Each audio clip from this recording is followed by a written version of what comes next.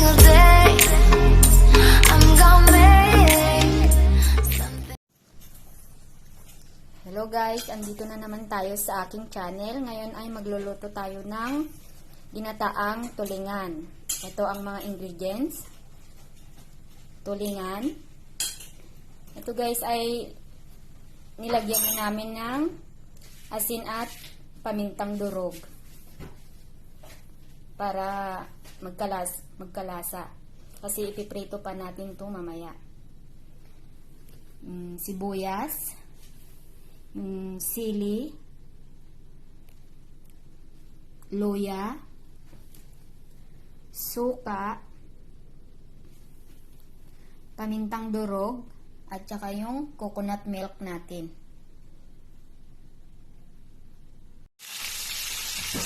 And guys, prito na natin ang tulingan hanggang sa maging brown. Antayin natin ng mintas i-check. Pwede na natin baliktarin mamaya. Takpan lang natin. Ayan guys, pwede na natin baliktarin ang tulingan. Ang isda. Ayan. Ito na yung tulingan. Okay na siya. Brown na. Pwede na nating umpisahan sa pagluluto ulit. Yan. May butter. Habang mainit na, tunaw na siya, lagay na natin ang luya.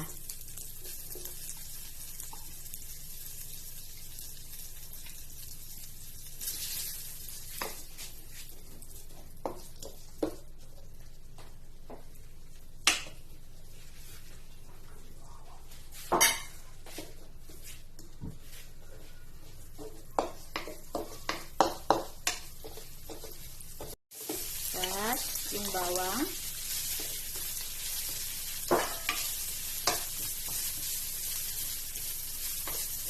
Igisa lang natin sa rice.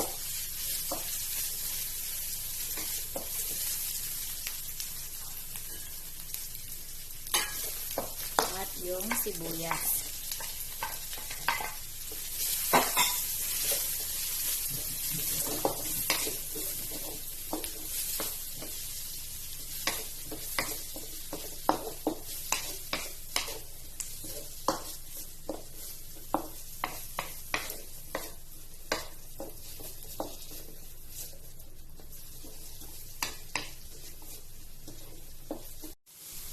Pwede na nating ilagay ang gata.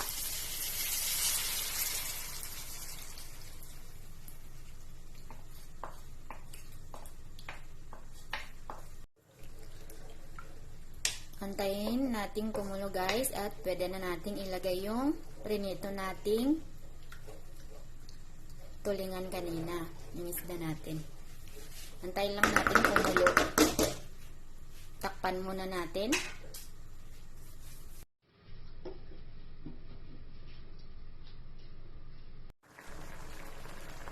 Every time na maglagay tayo ng suka guys sa niluluto natin, huwag nating munang haluin. Hayaan natin kumulo ng mga ilang minuto at pwede na nating haluin para yung suka hindi siya mangamoy.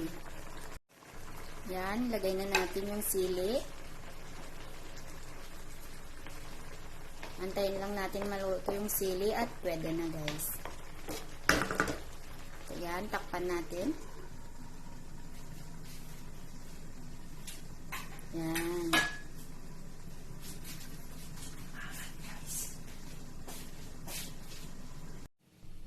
Yan guys, ito na, ready to serve na.